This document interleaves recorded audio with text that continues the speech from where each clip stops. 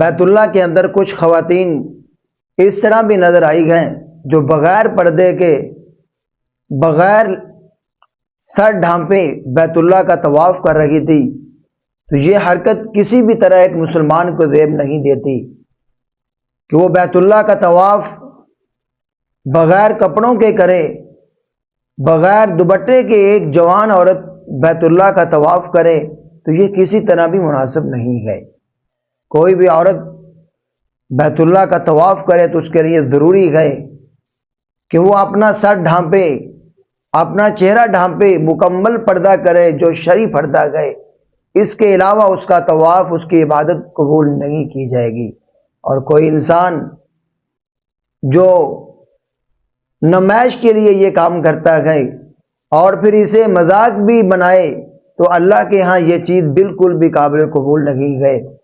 الہ العالمین نے قرآن کریم کے اندر فرمایا وَمَا كَانَ صَلَاتُهُمْ عِندَ الْبَيْتِ إِلَّا مُكَاءً وَتَصْدِيَةً فَذُوقُوا الْعَذَابَ بِمَا كُنْتُمْ تَكْفُرُونَ کہ یہ کافر لوگ، ان کی بیت اللہ کے پاس کوئی نمازیں نہیں گئیں، ان کا طواف اللہ کے ہاں قبول نہیں گئے، یہ طواف کرتے وقت سیٹیاں مارتے گئیں اور ننگے طواف کرتے گئیں۔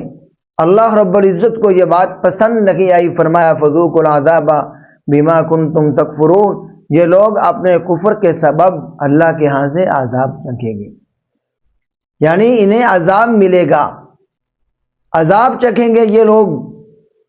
اللہ کو ان کا طواف پسند نہیں آیا، ان کی عبادت پسند نہیں آئی، یہ اللہ کے ساتھ مذاق ہے۔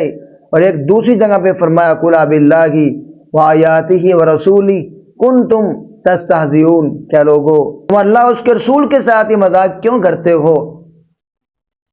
تمہیں یہ بات زیب نہیں دیتی؟ جو بھی کوئی انسان اللہ اس کے رسول کے ساتھ مذاق کرے گا اللہ کو اس کا ایمان قبول نہیں ہے۔ اس لیے کوئی بھی عورت جب بیت اللہ کا طواف کرے اس کے لیے شرعی پردہ ضروری ہے۔